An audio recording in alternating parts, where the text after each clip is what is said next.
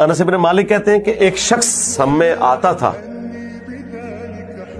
جو ہمیں سب سے بڑھ کر محبوب تھا، لیکن ہم کبھی بھی ان کے استقبال کے لیے کھڑے نہیں ہوئے کیونکہ وہ اس بات کو ناپسند فرماتے تھے، اور وہ اللہ کے رسول تھے صلی اللہ علیہ وآلہ وسلم۔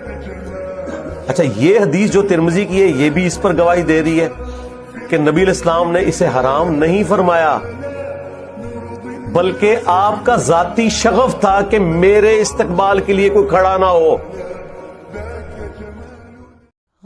اگر کوئی شخص سچی توبہ کر لے تو قیامت والے دن جن گناہوں سے اس نے توبہ کی، کیا ان گناہوں کا حساب ہوگا؟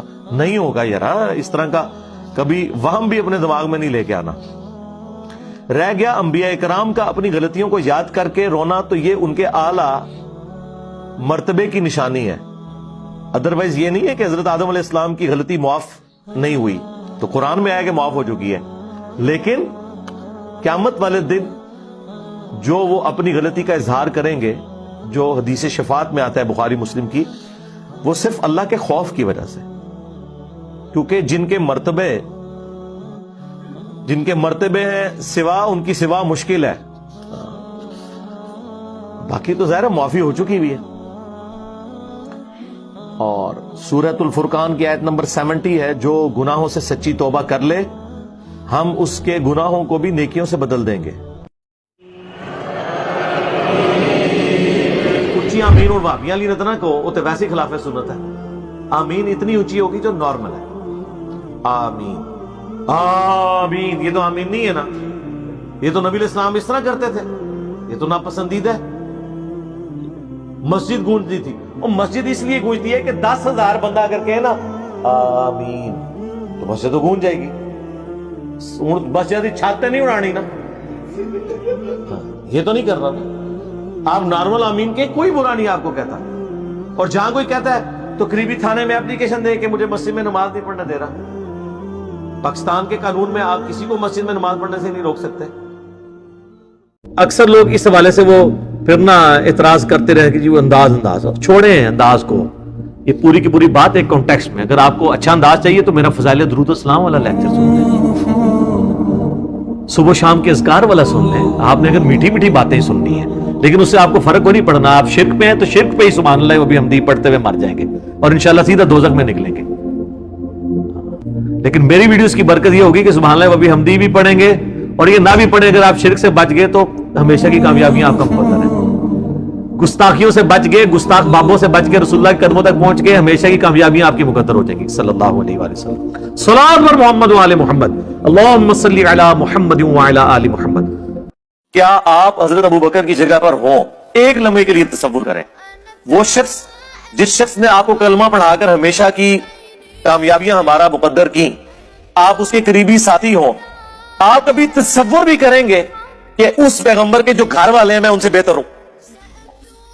وہ سمپل ہے، اس کے لیے کسی آیت حدیث کی ضرورت ہی نہیں ہے بھائی، وہ تو گھرانہ اللہ کا چنا ہوا گھرانہ ہے۔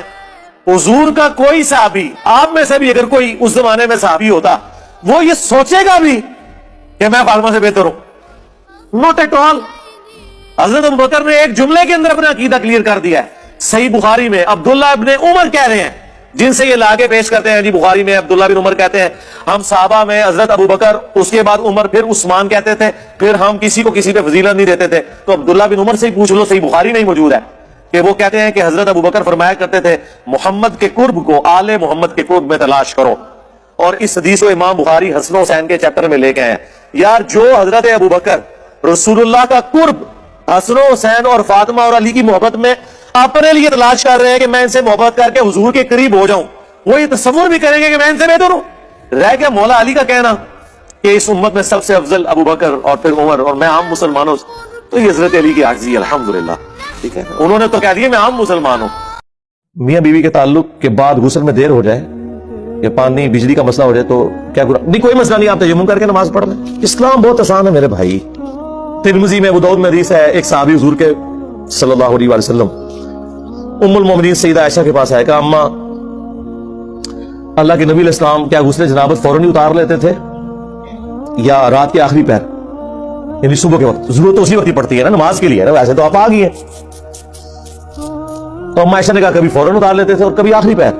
उसने कहा अल्लाह अकबर, सुभान अल्लाह, अल्लाह पाक है, अल्लाह के लिए सारी बढ़ाई है जिसने दीन में इतनी आसानी रखी है।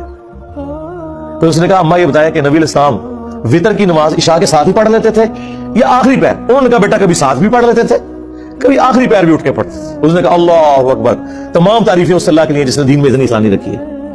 तो उसने कहा अम्मा नबी इस्लाम जो तहज्जुद की नमाज पढ़ते थे उसमें कुरान ऊंची आवाज से पढ़ते थे या आहिस्ता आवाज से? उनका बेटा कभी ऊंची आवाज से पढ़ते थे, कभी आहिस्ता आवाज से। उसने कहा अल्लाह अकबर, सुभान अल्लाह, तमाम तारीफें उस अल्लाह के लिए जिसने दीन में इतनी आसानी रखी है। तो गुस्ले जनाबत आप डिले कर सकते हैं, इतना डिले ना करें कि नमाज का वक्त निकल जाए। यहां मुसलमानों से आप नारे लगवा लें जी गुलामी रसूल में मौत भी कबूल है, नारे लगाते हैं, मौत कबूल है, दाढ़ी कबूल नहीं, फजर की नमाज जमात से कबूल नहीं, टकने नंगे करना कबूल नहीं है, माँ बाप मुखालिफ हो जाते हैं, पता नहीं क्या क्या नाम रखना शुरू कर देते हैं, लोग हमें क्या कहेंगे, लोग हमारे बारे में बातें करेंगे। तो सर फिर जन्नत आसान तो नहीं मिलती, ये अभी तो नहीं आपको पढ़ाया गया, बुखारी मुस्लिम में हदीस है, तुम मोमिन ही नहीं हो सकते जब तक कि मैं तुम्हें तुम्हारे माँ बाप, तुम्हारे बीवी बच्चों, सब लोगों से बढ़कर अजीज ना हो जाए। और बुखारी मुस्लिम में हदीस है, ईमान की अलावत उसने चखी जिसको अल्लाह और उसका महबूब सल्लल्लाहु अलैहि वसल्लम दुनिया में सबसे बढ़कर महबूब हो।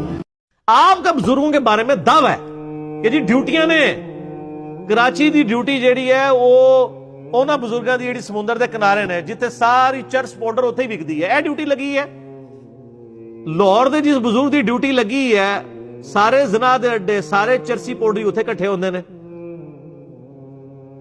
तो ये ड्यूटियां लगी हैं ना। फिर आज के इस मॉडर्न दौर में भी जब लोग दीन से बरगश्त हैं, हमारे मोहल्ले के अंदर आके अगर चरसी पाउडरी को किराए का मकान खरीद लेना या कोई बदकारी करने वाले लोग, तो पूरा मल्ला प्रोटेस्ट करके वो कहता है जी इन्होंने कढो इथों, बाकी खराब करनगे। तो तुहाडे बुजुर्गां दे मज़ारां उत्ते सारे पुठे काम हो रहे हैं, तुहाडे बुजुर्ग उन्होंने क्यों नहीं उठा सक रहे? वो तो निगाह मार के तय कर देंदे ने, बम फाड़ लेंदे ने। सब झूठ है मेरे भाई। इतनी सारी चीजें होने के बाद भी अब तो आंखें खुल जानी चाहिए, कोई कुछ नहीं कर सकता किसी के लिए। ये हर चीज अल्लाह के कब्जे में है।